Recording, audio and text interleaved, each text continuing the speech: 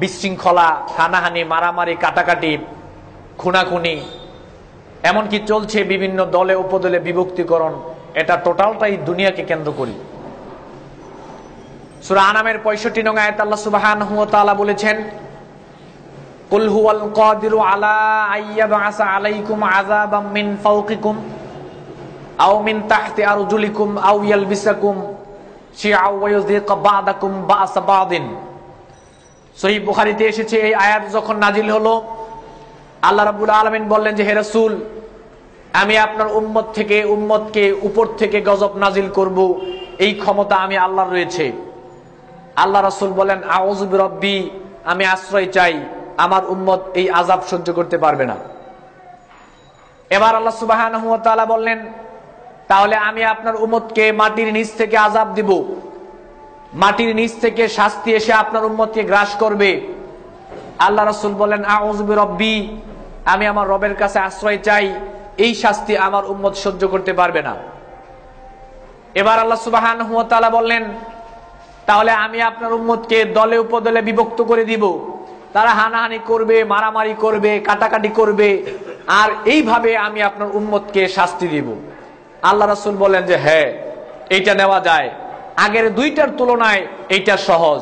সুতরাং বাংলাদেশের মধ্যে এখন যে অবস্থা চলছে, এটা আর কিছুই নয়, এটা আল্লাহ সুবহানাহু ওয়া তাআলার পক্ষ থেকে গজব।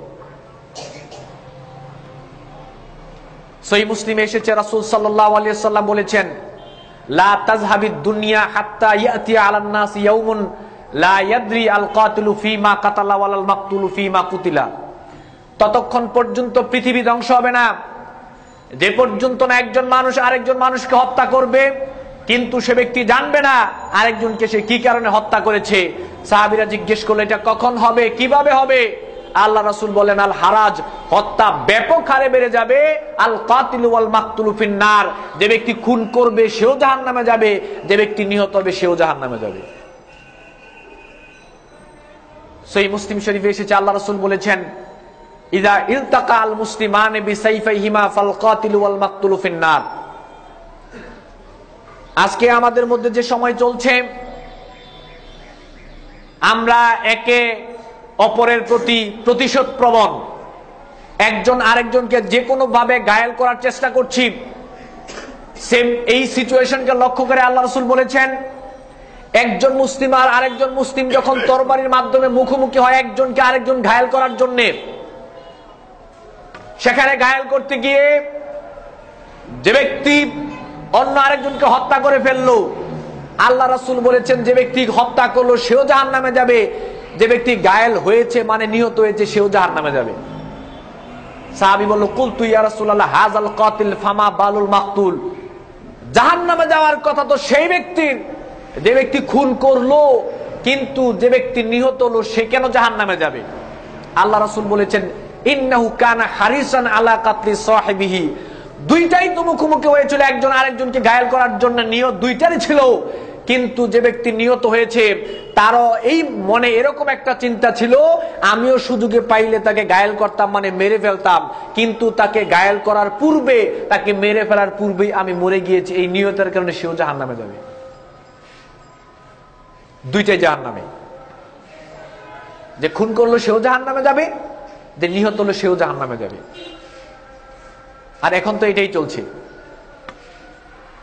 যে কোনো উপাদানে হতে পারে, পেট্রোল বোমার মাধ্যমে মারছেন, ক্রস ফায়ারের মাধ্যমে মারছেন, যে কোনো ভাবে এখন এটাই চলছে। সূরা নিসার 93 নং আয়াত আল্লাহ বলেছেন, মাইয়াকতুল মুমিনান মুতাআম্মিদান ফাজাযাউহু জাহান্নামু খালিদান ফিহা ওয়া গাদিবাল্লাহু আলাইহি ওয়া লা'নাহু ওয়া আ'আদ্দা লাহু আযাবান আযীমা। ইচ্ছাকৃতভাবে যদি কোন মুমিনকে আরেকজন মুমিন হত্যা করে ফেলে, আল্লাহ রাব্বুল আলামিন বলেছেন তার থাকার জায়গা জাহান্নাম।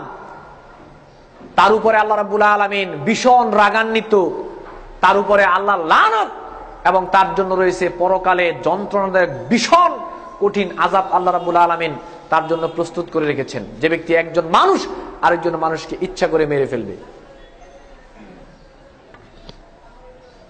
এখন যাবতীয় যা হত্যা চলছে সব ইচ্ছাকৃত হত্যা চলছে, পেট্রোল বোমার মাধ্যমেই বলেন, ক্রস ফায়ারের মাধ্যমেই বলেন, সব ইচ্ছাকৃত হত্যা এখন আমাদের জামানায় চলছে।